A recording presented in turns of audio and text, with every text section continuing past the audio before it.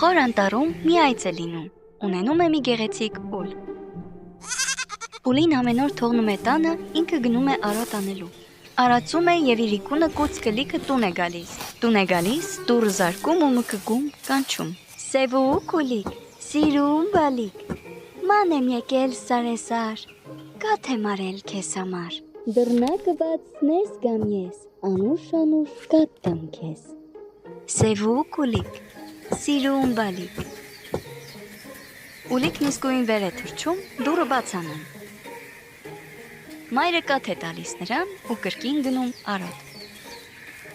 Այս բոլորը թաքուն տեսնում է գայլը։ Մի իրիկուն այծից առաջ գալիս է, դուռը զարկում ու իր հաստ ձայնով կանչում. Սևուկ ուլիկ, սիրուն բալիկ, ման եմ եկել սարեսար, կաթ եմ արել քեզ համար, դռնակը բաց ներս գամ ես, անուշ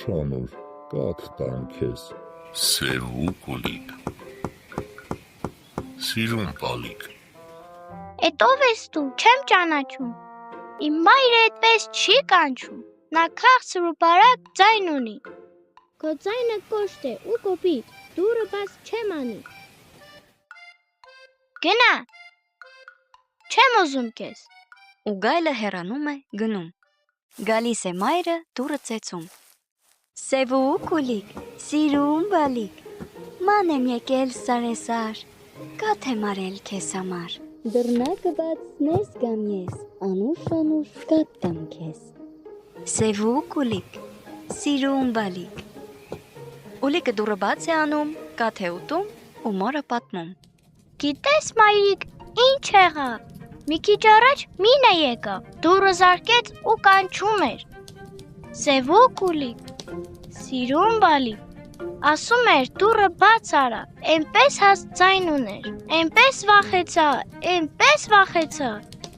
դուռը բաց չարի, ասի, չեմ ուզում, գնա։ Սևուկ ջան, ինչ լավ է եղել, որ բաց չես արել, էդ գայլն է եղել, եկել է որ քեզ ուտի։ Մյուս անգամ էլ որ գա, բաց չանես, ասա, գնա, թե չէ իմ մայրը քեզ կսպանի իր սուրբ օզերով։